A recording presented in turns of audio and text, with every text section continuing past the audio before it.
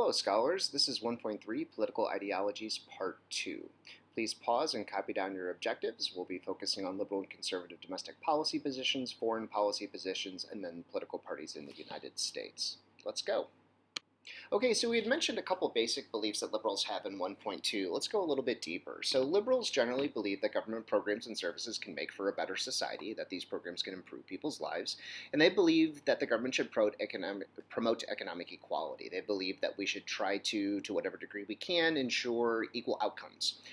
They believe that government should not regulate individual behavior unless it achieves some kind of broader societal goal. So how do those beliefs translate to policy positions? So generally speaking, we would believe that liberals would promote programs to end poverty. They would believe in expanding Social Security and welfare programs, more money for healthcare and education. They would support raising the minimum wage. They would tend to be pro-labor union and get support from labor groups. They would tend to promote racial and gender equality. Affirmative action would be one of those programs that's designed to try to engineer a more perfect society. They would believe in criminal justice reform because the criminal justice system historically has some problems. We'll talk more about that in Unit 4. They would tend to support the right to an abortion and the right to access to birth control, gay and trans rights, and a more liberal approach to immigration. They would tend to support environmental regulation and believe more in gun control as opposed to unlimited freedoms in the Second Amendment realm.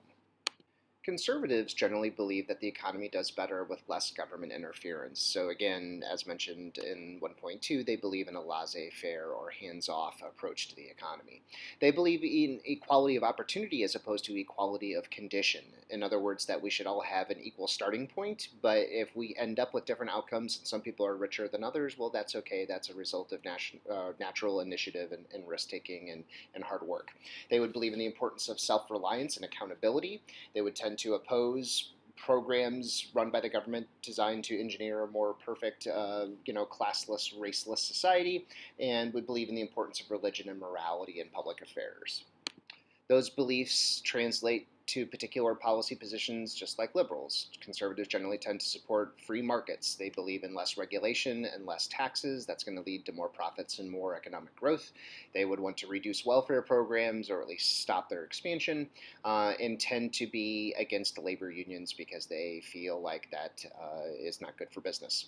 They tend to be more skeptical on climate change and programs designed to prevent it. They tend to be more tough on crime. They would be way more likely to support the death penalty than liberals. They would generally tend to support restrictions on abortion rights and access to birth control, would generally support prayer in schools and other initiatives supported by the religious communities, believe in traditional families as defined as, a traditional marriage being between a man and a woman, and a nuclear family being a mom, a dad, and the kids, would generally tend to support the Second Amendment and have a much tougher approach towards immigration.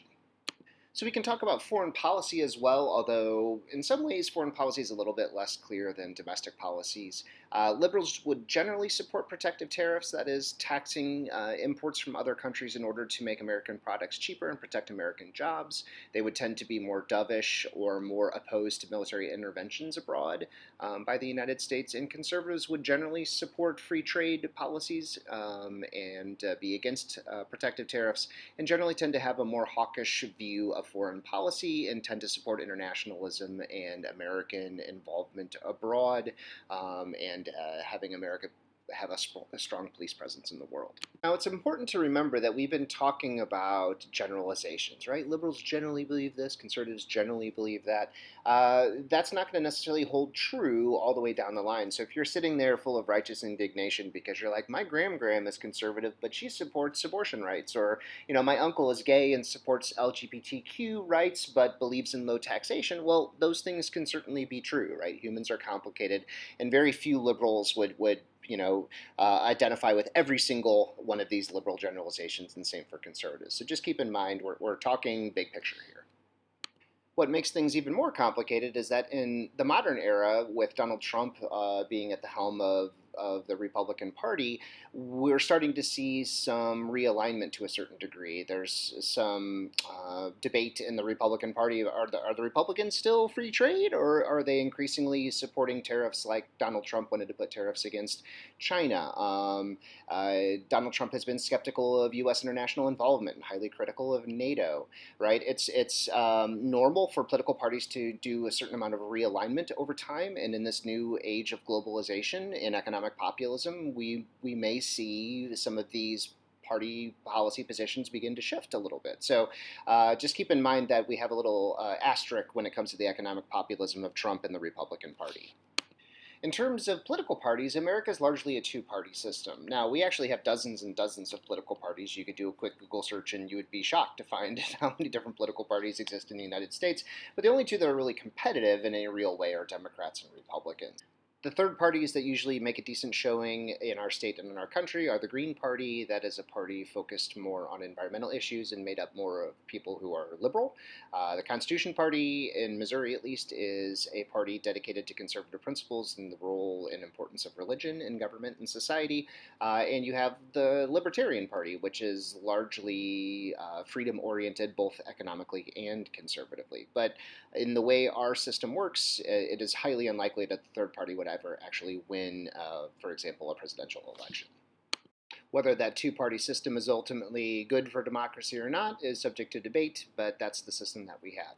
Hope you took good notes. Bring any questions to class, and we'll see you next time.